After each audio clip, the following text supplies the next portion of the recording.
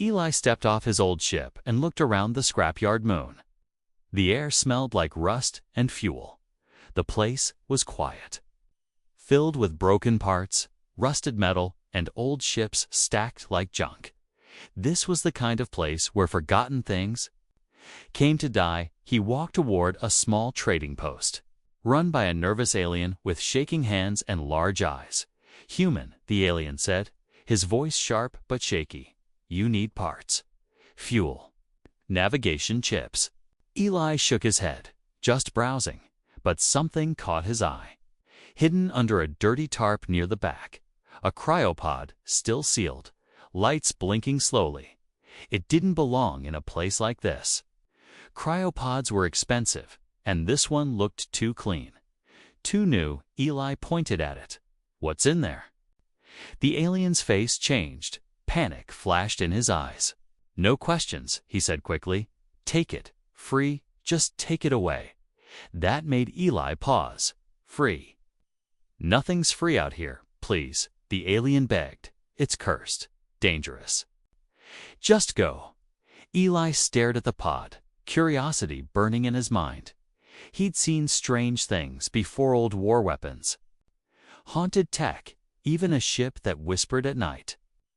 But something about this pod felt different. Alive, maybe? "All right," Eli said slowly. "I'll take it." He loaded the pod onto his ship, the Wayfarer, a beat-up freighter that had seen too many fights and too few repairs. The alien didn't even ask for a receipt, just waved him away in fear. Inside the ship, Eli placed the pod in the storage room. He activated a law-level scan. No ID tag, no tracking signal.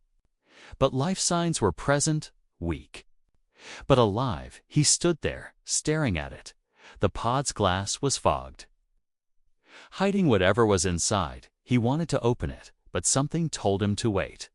Instead, he set course away from the scrapyard moon, headed toward a neutral zone. That night, Eli sat in the cockpit, sipping old coffee, watching the stars move slowly past. He couldn't stop thinking about the pod. What could be inside? Why was the alien so afraid? Then the lights flickered. A soft hum echoed through the ship, deep and cold. Eli stood up fast and ran to the storage room. The pod's lights were glowing brighter now. Steam hissed from the seals, the system beginning to thaw. "Damn it." Eli muttered. "I didn't activate anything." The pod beeped once, then twice. The fog on the glass cleared, revealing a small figure curled inside. A girl, alien but familiar. She looked young, maybe no older than 12 by human standards. Her skin was pale violet, her hair dark and tangled. Her body was thin, too thin. She was still breathing, but barely. Eli felt a twist in his gut. This wasn't a weapon or cursed tech. It was a child. The pod opened with a slow hiss. Warm air rushed out as the cryo mist faded. Her eyes opened suddenly, glowing faintly gold. She stared at Eli, unmoving, unblinking. And then she whispered, cold. Eli stepped back, stunned. "You're awake," he said softly, unsure if she understood. "I'm not going to hurt you." She didn't speak again, just closed her eyes and curled up tighter. Eli brought a blanket, gently covered her. Then he brought water, a small pack of nutrient paste, basic survival food. She took the water slowly, her hands shaking. She ate like she hadn't had food in years. No words, no questions, just survival. Eli sat down beside her, his back against the wall. "Who did this to you?" He whispered to the room, knowing she wouldn't answer. Later, when she finally slept, he checked the pod again. Still no ID, no signal, nothing that said who she was or where she came from. Only a series of numbers etched on the inside panel. Project 7 Delta, property of Black Sun Division. Eli's blood ran cold. He knew that name. The Black Sun Division was a secret group, whispers from the war, unapproved experiments, human and alien hybrids, things that were supposed to be destroyed. things that were too dangerous to exist. And now, one of them was on his ship, sleeping under a blanket, with eyes that glowed and bones that were too light for her size. Eli leaned back. Running a hand through his hair, he had a choice: turn her in or protect her, and something deep inside him already knew the answer. She stirred in her sleep, as if sensing his thoughts. And for the first time since he found her, her hand reached out and touched his. Eli didn't sleep that night. He sat in the pilot's chair, staring at the stars, replaying what he saw. That girl, or whatever she was, had been locked away in that cryopod like a secret the galaxy didn't want anyone to find. She wasn't just another alien child. Lee could feel it. In the morning war, what passed for morning in deep space, he walked back to the storage room. The girl was still sleeping, curled up tight under the blanket. She looked small, fragile, but something about her felt heavy, like a storm waiting to break. He brought more food and water, setting it down gently as he turned to leave. Her eyes opened again, gold and glowing. "You're still here?" she whispered, her voice quiet, unsure. Eli turned back, surprised. "Yeah," he said. "Where else would I go?" She sat up slowly, her movements stiff, like her body didn't belong to her yet. She looked around the room, eyes scanning everything, then landing back on him. "What's your name?" he asked. She hesitated, then said, "Zai." He nodded. "I'm Eli." Zai stared at him, her expression unreadable. "Why didn't you turn me in?" she asked suddenly. Eli leaned against the wall, arms crossed. "Didn't feel right," he said. "You're not cargo. You're a person." She looked down, whispering, "Not everyone thinks that." The silence between them stretched for a while. Then Zai asked, "Where are we going?" "Neutral zone," Eli replied. "Quiet space, less patrols, fewer questions." She nodded slowly. "I need time. I'm not ready." "Not ready for what?" But Zai didn't answer. She stood up, shaky at first, but then steadier. She walked to the pod, stared at it, and pressed her hand against the inner panel. "It was my cage," she said softly, "but also my shield." Eli didn't know what to say. He watched her closely, her movements too precise, her silence too practiced. This girl had been trained, programmed maybe. She wasn't just a child, she was something more. Later, Eli checked the ship's systems, scanning for signals, nothing strange, until a flicker on the comms board. A ping, weak and fast, like someone trying to connect. He locked down the system, eyes narrowing. "Someone's looking," he muttered. He went back to Zai, who was sitting quietly near the viewport, watching the stars. "Zai," he said, "did you have a tracker?" She nodded once. "It's gone now, but they still search." "Who are they?" She didn't answer at first, then finally said, "The ones who built me." That stopped Eli cold. "Built you?" Zai turned to face him, her voice calm but cold. "I was created, grown, not born. Part of a test. They wanted to make something stronger, smarter, something that could survive anywhere. Like a weapon," Eli said quietly. "Yes, but you don't act like a weapon." Zai looked down at her hands. "That's because I failed," she whispered. "I wasn't cruel enough." Eli sat beside her, silent.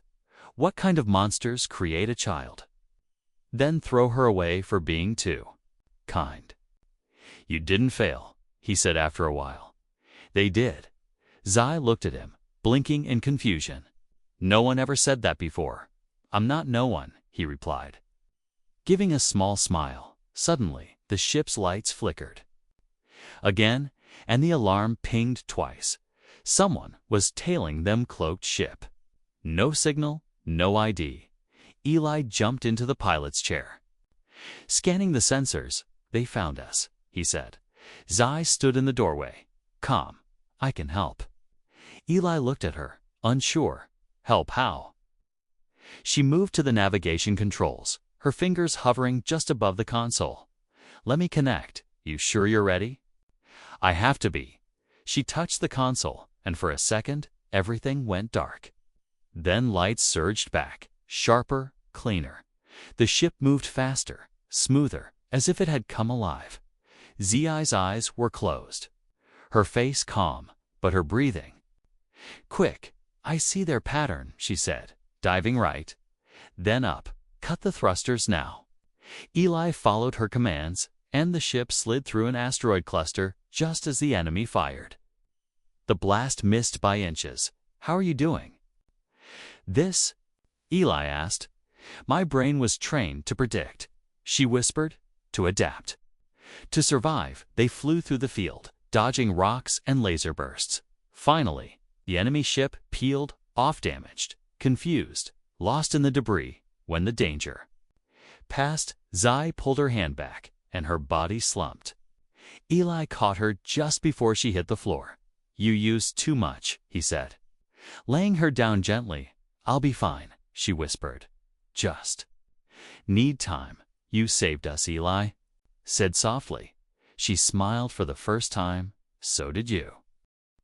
Eli didn't trust quiet space anymore after the chase through the asteroid field. Every shadow on the radar looked like a trap. He kept checking the sensors, adjusting course every few hours, but deep down, he knew whoever was after Zi wasn't going to give up easily. She rested in the back of the ship, wrapped in 2 blankets now. Recovering slowly, she still looked weak. But her mind stayed sharp. Sometimes she'd wake and whisper numbers or scan the ship's systems with just a glance. Her knowledge of tech was beyond anything Eli had ever seen. You sure you're all right? He asked, bringing her some water. Zi nodded slowly. Better? Eli sat down next to her. The floor cold under his boots. I don't get it, he said. Why would they make someone like you, then just throw you away? She looked at him. Eyes tired but deep. They made many of us, she said. I wasn't the strongest or fastest, just the one who asked too many questions, so they froze you. Yes, she whispered. They were afraid I'd see too much. Say too much. Before Eli could respond, the ship's lights dimmed again. He stood up quickly, rushed to the cockpit. A new signal flashed on the radar feint. But there, following them, Eli cursed under his breath. Their back, Zi stepped into the cockpit behind him, holding onto the wall for support. It's the same ship, she said. Same heat pattern, you sure? She closed her eyes, focused, then said, Yes, I can feel it. Eli raised an eyebrow. Feel it. My brain was trained to track things even without tech, she explained softly. I know it's them. Eli didn't argue. He set the ship into silent mode, cutting the main engines. Drifting into a debris field filled with old satellite parts and broken mining drones. Think they'll pass by? He asked. Zi didn't answer. Instead, she reached for a small data port and plugged in a thin wire from her bracelet. Her eyes glowed faintly. I can scramble their scans, she said, but only for a short time. Eli watched as strange symbols danced across the ship's display screen. Zi's presence was changing things, making the wayfarers smarter, faster, but also different. Suddenly, the enemy ship uncloaked just for a second, enough for them to see it. Dark, sleek, and silent, it floated like a ghost through the wreckage, searching. That's not a bounty ship. Eli whispered, That's military, black. Sun Division, Zi said, without blinking. They don't care who gets in the way. The ship passed them, just meters away. Every light on the Wayfarer was off. Every system cooled to minimum power. Zi held her breath, and so did Eli. But then one of the mining drones drifted, hit their ship with a soft clang. It was quiet, but not quiet enough. The enemy ship turned. Zi's eyes widened. They heard it. Eli didn't wait. He slammed the emergency boosters. Blasting out of the debris field, the chase was on again. Laser fire zipped past their hull, burning bright lines across space. Eli dodged and rolled, barely avoiding the blasts. Zai climbed into the co-pilot seat, her fingers moving across controls faster than any pilot he'd ever seen. "They'll try to disable engines first," she said. "They don't want me dead. Lucky me," Eli muttered, banking left toward a nearby moon with a rocky atmosphere. "Hold tight," he warned. "We're going down." They entered the moon's upper layers, fire trailing behind them as the ship shook. Eli gritted his teeth, fighting the controls. "Systems overheating," Zai called out. "Hull integrity dropping." "Don't care," Eli said. "We just need cover." They landed hard, bouncing once, then sliding across jagged rocks before the ship finally stopped. Smoke rose from the engines. Systems sparked. But they were alive. For now, Eli looked at Zai, both of them out of breath. "You? All right." She nodded slowly. "Yes, but they'll land soon. Then we can't stay here." Zai stood, unsteady but focused. "There's a cave system nearby," she said, pulling up a map on the cracked screen. "We hide, then strike." Eli blinked. Surprised? "Strike." She looked at him with fierce eyes. "We can't run forever." He nodded slowly. Maybe she was right. They grabbed supplies rations, medical kit, a small energy weapon. Then they stepped out into the cold wind of the moon, heading for the caves behind them. Far in the sky, the enemy ship descended slowly, dark and quiet. But this time, Zai wasn't afraid, and Eli wasn't running alone. The cave was narrow and dark. Sharp rocks jutted from the ceiling, and the floor was rough under Eli's boots. He held a small light, guiding Zai deeper inside. Outside, the enemy ship had landed, but they were hidden now. Out of sight, Zai didn't speak much as they walked, but her eyes moved quickly, studying everything. She wasn't afraid, just focused, like someone trained for escape routes and survival paths.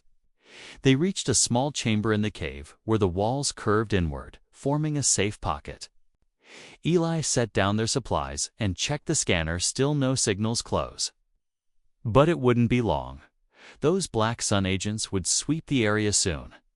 Zai sat on a rock, her arms wrapped around her knees.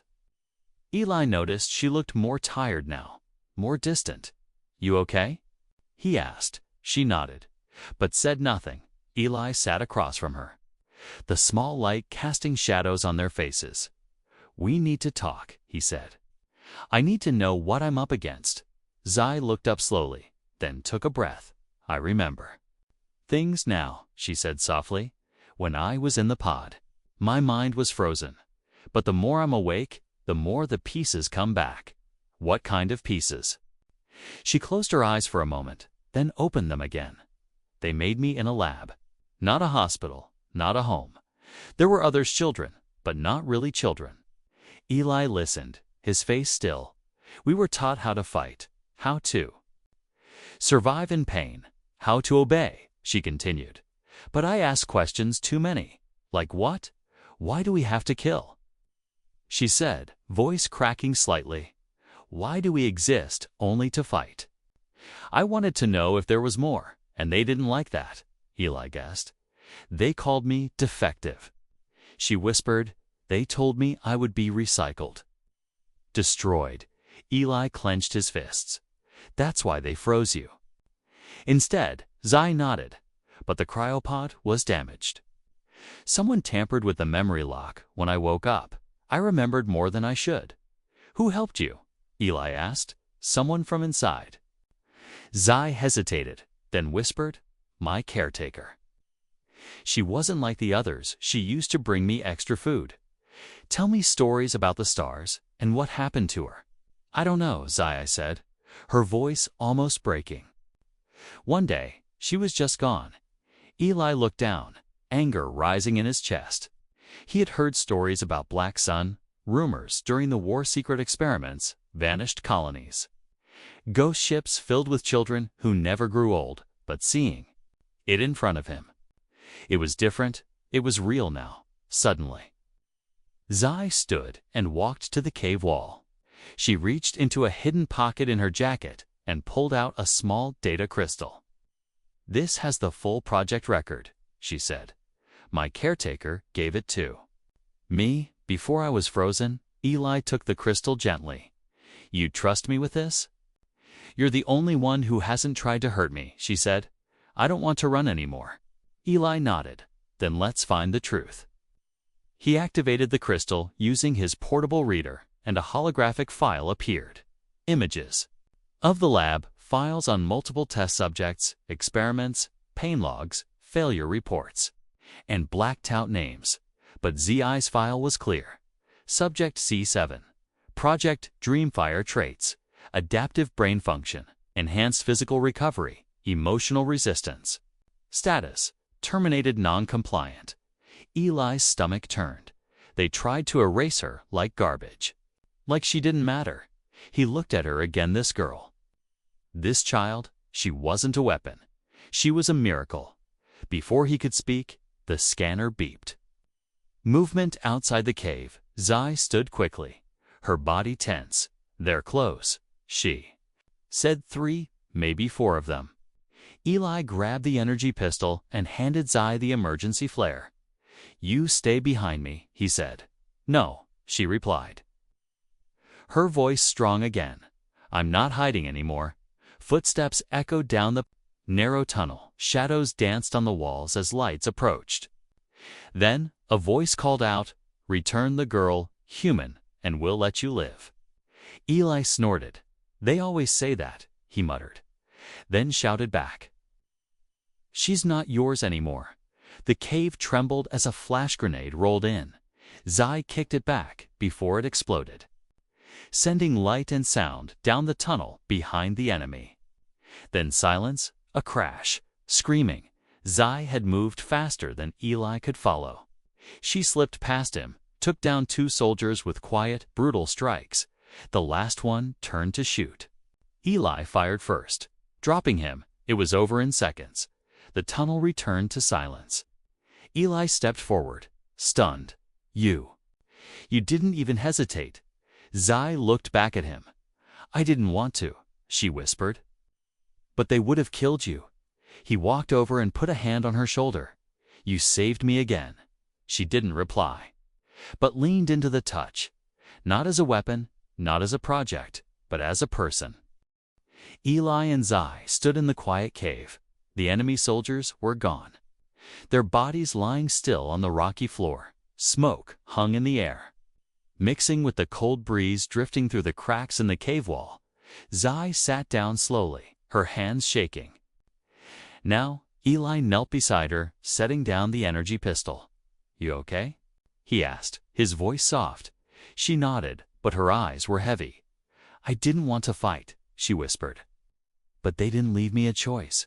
"You saved both of us," Eli said, again. Zai looked at her hands, her fingers bruised and scratched. "They trained us to fight without emotion, without mercy, I'm afraid. It's still in me." Eli sat beside her, resting his back against the stone wall. "You feel something," he said. "That means you're more human than they ever wanted you to be." Zai gave a small, tired smile. "They didn't teach us that part." Outside, the scanner pinged again. Another ship, this one smaller, was entering the moon's orbit. "More of them?" Zai asked, standing up quickly. Eli checked the frequency. "No, this one's unmarked, but it's heading our way." Zai walked to the entrance of the cave and stared up at the gray sky. "Then we don't have much time," she said. Eli thought for a moment, then pulled out a small transmitter from his bag. "I have a contact," he said. "Someone who owes me a favor. He's a medic. Used to serve in the war." Zai looked at him, her eyes sharp again. "Human or alien?" "Alien," Eli answered. "But he helped human soldiers when no one else would. He's good, and more importantly, he doesn't ask questions." Zai nodded. "I trust you."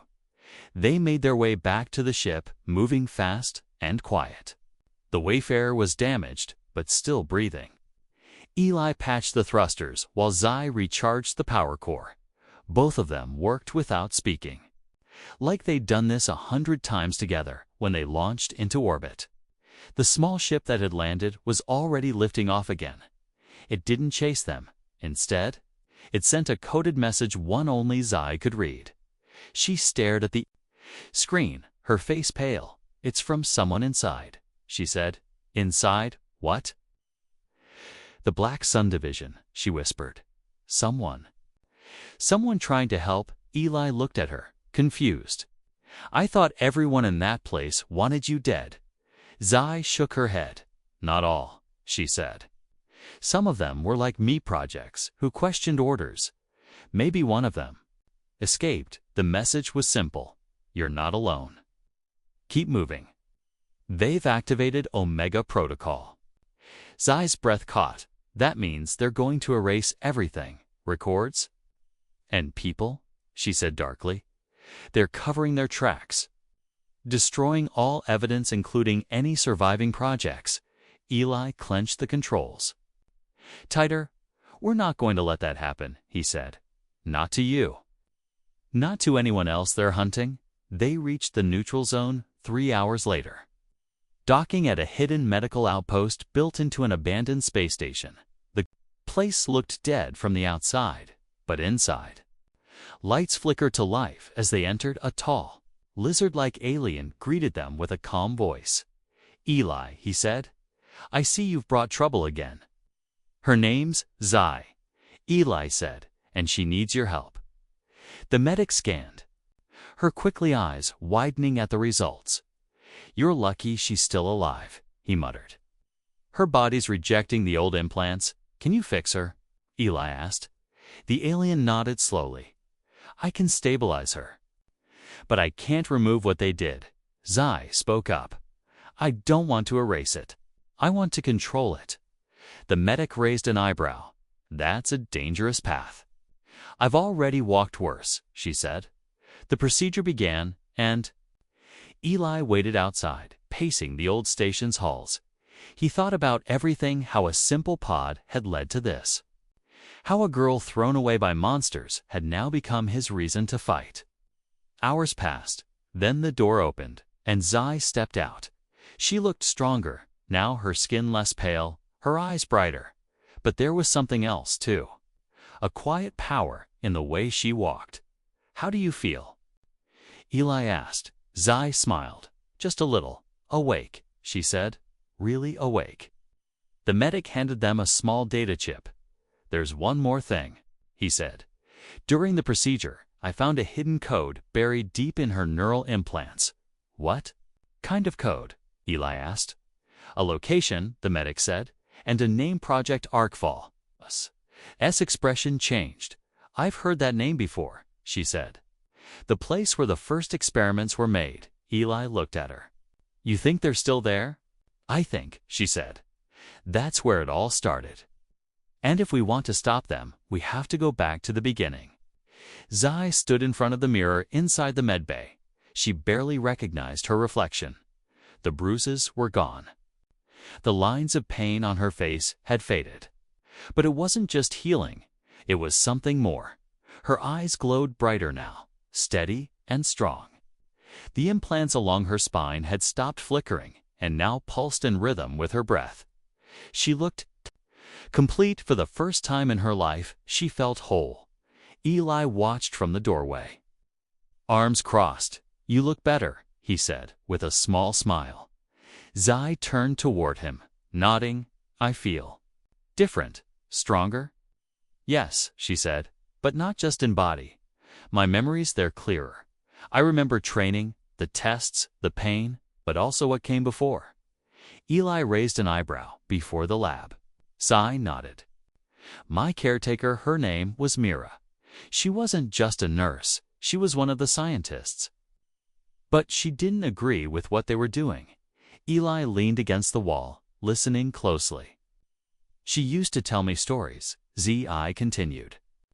"About Earth, about children who played in fields, who laughed without fear. That's rare these days." Eli said softly. "She said, if I ever escaped, I should find someone who still believed in good." Zai looked at Eli, her voice quiet. I think that's you. Eli looked away, a little embarrassed. I'm just a scrapper, he said, trying to stay alive. You're more than that, she replied, before either of them could say more. The medic returned, holding a tablet. I finished decoding the chip, he said. It confirms the location of Project Arcfall. He handed Eli the display coordinates. Deep inside the Vorn expanse, a place known for pirates, storms, and dying stars. Why would they build something there? Eli asked. Because no one would look, Zai answered, if I'm right. Arcfall was the original site where they made the first subjects before they moved operations. And if it's still active, Eli asked, then there are more. Like me, Zai said, her voice steady, and they may not be free. Eli nodded. Then we're going. The medic looked at them both. You understand what this means? He warned. If you go there, they'll see it as war. We're already in one, Zai said. They left the station an hour later. The Wayfarer systems had been fully patched, reinforced with newer shielding and a faster nav core. Zai took the co-pilot's seat, her hands steady on the controls. As they traveled, she began training, not just with weapons, but her mind. She spent hours learning how to control her implant surges, how to direct energy into precise movement. Sometimes she'd collapse from the effort, but she always stood again. Eli watched her change with each passing day. She was still Zi, but also something greater. She was becoming the person she was always meant to be. One night, as they flew past a burning comet field, Zai sat near the window, silent. Eli brought her a hot drink and sat beside her. You okay? He asked. She nodded slowly. I've never seen anything like this. She whispered, all my life, I was told what to think, where to go, who to be, but now I get to choose. Eli looked at the stars, then at her. What will you choose? Zai smiled, just a little. To protect others, she said, to never let another child go through what I did. The words sat heavy between them, but they also gave Eli hope, because in that moment, he knew Zi wasn't just a survivor, she was a leader. 2 days later, they entered the Vorn expanse. The stars here were dim, the space thick with gravity. Distortions and broken signals. It felt like flying through an ancient battlefield. Eli checked the sensors. There, he pointed, a structure built into the side of that dead planet.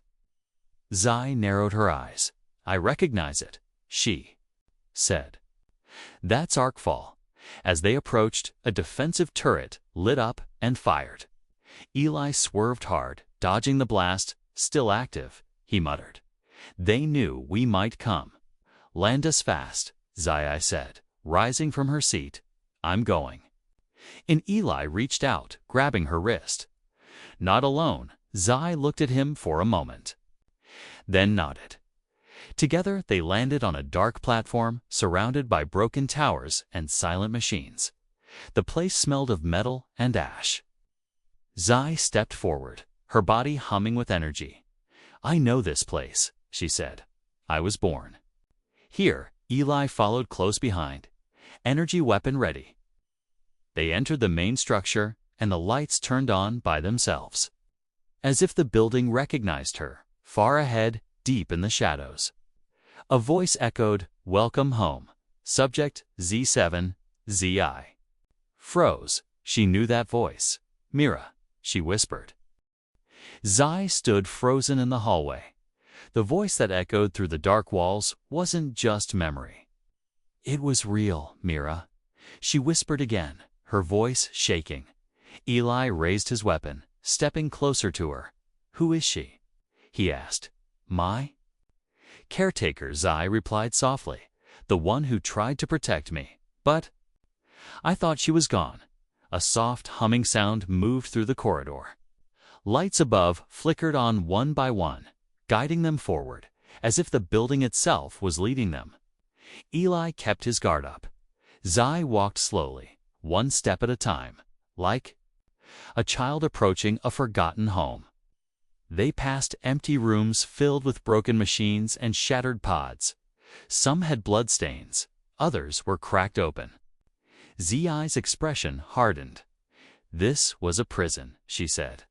"They called it a lab, but it was a cage at the end of the hallway." A large door opened with a slow hiss. Inside, the room was circular, lined with control panels and tall glass. Chambers in the center stood a woman, tall, silver-haired, eyes glowing with faint blue light. "Z7, the woman said calmly. "You've returned." Zi stepped forward. "You're alive." "Yes," Mira said. "I survived the purge. I knew one day you would come back." Eli aimed his weapon. "Why didn't you stop them?" He demanded. "Why didn't you destroy this place?" Mira turned slowly to face him. "Because destroying it wouldn't stop them," she said. "They would only rebuild somewhere else." Zi clenched her fists. "What are you doing here?"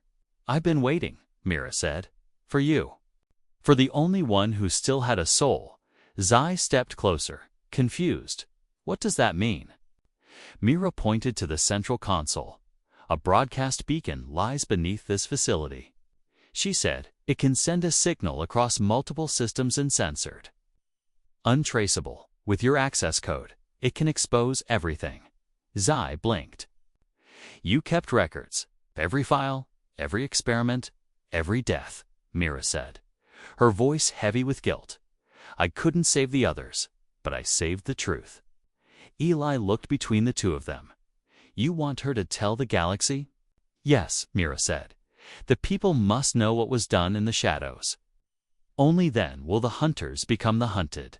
Zi looked at the console, then at Mira.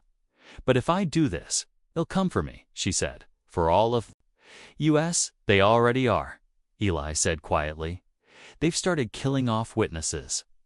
Zi took a deep breath, then stepped to the console.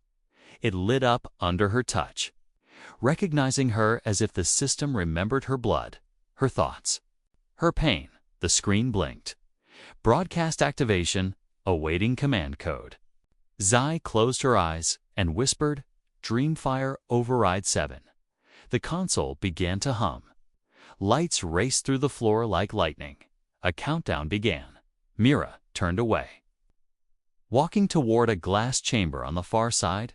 "I can't leave." "With you," she said, "they'll track me, and they'll trace the signal to you." "You'll die," Zaya said. "I already did," Myra replied. "The day I saw what they did to you," Zi stepped forward, but Mira held up a hand. "I made this choice long ago," she said, smiling faintly. "But you still have a future." Suddenly, an alarm blared. Eli spun toward the scanner. "Ships incoming," he said. "Multiple signatures, Black Sun." Zi looked at the console. 50% broadcast complete. She turned to Eli. "You have to get to the ship." "Not without you," he said firmly. "You will." She said, eyes glowing, "Because I'm ending this now." Eli grabbed her hand. "You're not doing it alone." Zi stared at him, then nodded. Together, they ran back through the hallways as the base shook. Enemy soldiers had landed, already breaching the outer doors. Zi activated her implants, light crackling through her arms. She pushed back enemy after enemy, fast, brutal, precise. Eli fired from behind her, covering her sides. The countdown continued. 75%. 80%. More explosions shook the base. Zi was slowing, her body tiring, but her spirit didn't. Eli grabbed her arm. "We have to move now." Zi looked at him, eyes full of fire. "Get to the ship, Eli. If they take me, they'll never stop." "No," he said. "You're not just a message. You're the proof they can't control." Behind them, the base lit up, broadcast complete. The signal had been sent across the galaxy. Millions received it. Images of children in cages. Files marked failed, cries for help hidden. In logs, the Black Sun's secrets were no longer secrets. Back on the platform, Zi collapsed, breathing hard. Eli caught her. "You did it," he said, voice trembling. "You did it." Zai smiled weakly. I was never meant to survive, she whispered. But now others might. Eli lifted her into his arms. You're not just surviving, he said. You're changing everything. They boarded the Wayfarer as enemy ships exploded behind them, hit by rebel forces who had seen the broadcast and came to help. Zai lay in the medbed, staring out the viewport. Eli sat beside her, holding her hand. The galaxy knows now, she said. They can't hide anymore. No, Eli said softly. And thanks to you, they won't ever again.